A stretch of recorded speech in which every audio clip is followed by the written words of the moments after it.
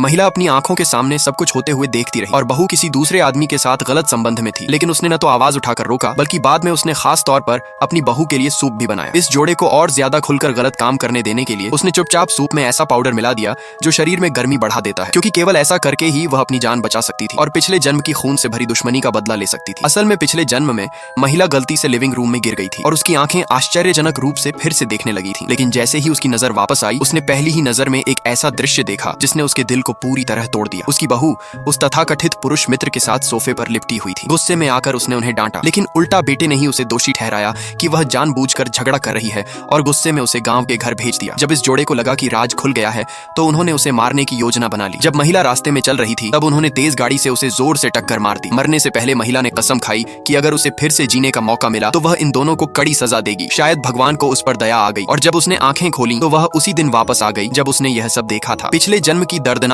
मौत से सबक लेकर वह जानती थी कि उसे बिल्कुल भी उन्हें शक नहीं होने देना है। अब उसकी जान बचाने का एक ही तरीका था, डरने का नाटक करना। बहू को शक न हो इसलिए वह जानबूझकर इधर उधर टटोलते हुए पूछने लगी कि शियाओटिंग क्या तुम हो? माँ अभी गिर गई थी, मुझे नहीं पता मेरा अंधापन कार्ड कहाँ है, क्या तुम मुझे इसे ढूंढने में मदद कर सकती हो? सास को जमीन टटोलते हुए देखकर अपराधी बहू को तुरंत राहत मिली, लेकिन उसके पास खड़ा पुरुष मित्र इतना आसानी से धोखा खाने वाला नहीं था। यह जांचने के लिए कि महिला सच में अंधी है या नहीं, उसने एक तेज खंजर निकाला और सीधे उसकी आंखों की ओर तान दिया। उस पल महिला का दिल जैसे बाहर निकलने वाला था, लेकिन उसने दांत भींच लिए और अपना सिर ब्लेड की ओर बढ़ा दिया। वह लगभग उसकी आंख को छूने वाला था। तभी बहू डर गई कि कहीं वह सच में उसे मार न दे, इसलिए उसने जल्दी से उस आदमी को खींच लिया। महिला ने ऐसा दिखाया जैसे कुछ हुआ ही नहीं और टटोलते हुए कमरे में चली गई। कमरे में लौटने के बाद उसने बिना कुछ कहे अपने बेटे को फोन किया, लेकिन उसे उम्मीद नहीं थी कि उसका बेटा अपनी पत्नी का इतना पक्ष लेगा। वह तो उस पुरुष मित्र को